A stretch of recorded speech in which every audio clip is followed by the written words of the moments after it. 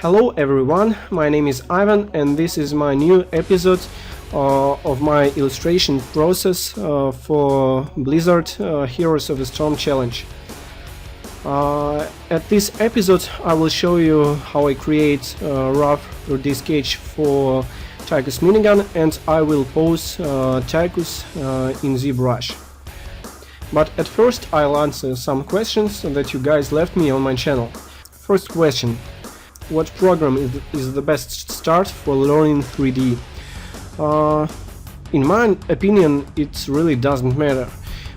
If you're looking for something simple, you could start from Google SketchUp.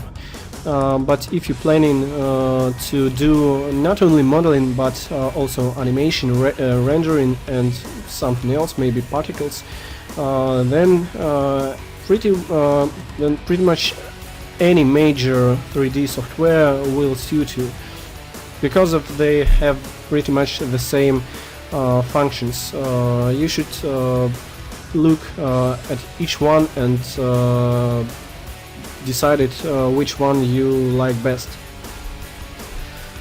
Next question: why do you not download ready-made models of these characters?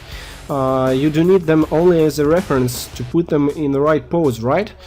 Not really.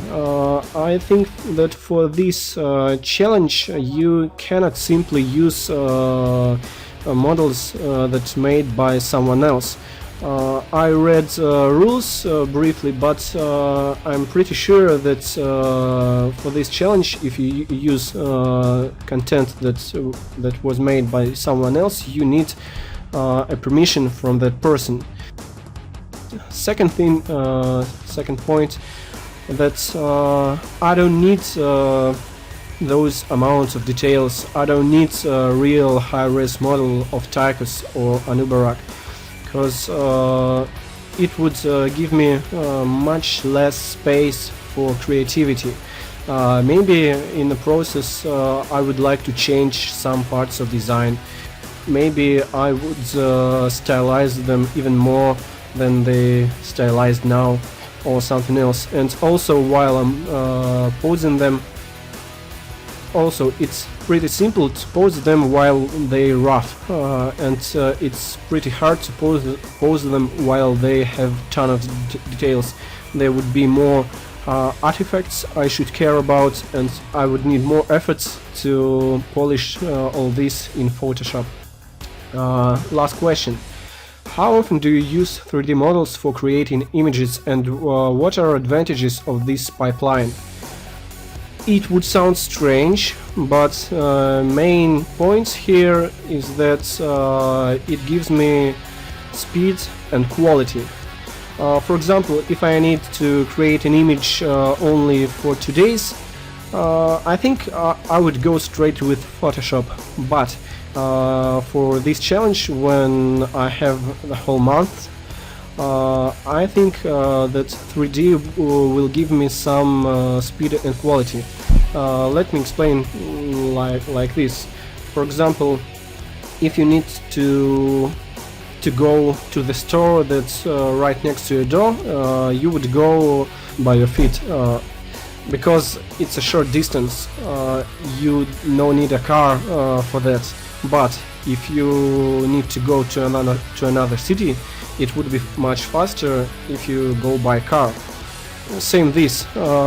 If you decided to use 3D, it would require some time to make 3D models. But when you made them, it's much easier to get right perspective, get right light, and go straight to details and painting in Photoshop. This was your questions for this episode, and now let me explain what I'm doing with the minigun and the Tychus. I started modeling the minigun as a rough 3D sketch using a couple cylinders and boxes. And after that, when I catch main proportions, I started replacing them to more detailed forms, but they also pretty loose. important thing, no matter how complex the final model should be, you should always go from general proportions, from general shapes. This allow you to go much faster. Many young 3D modelers start modeling from tiny details, and then the model have ton of details, but proportion is wrong and you need to change a lot of things. About posing Tychus in ZBrush.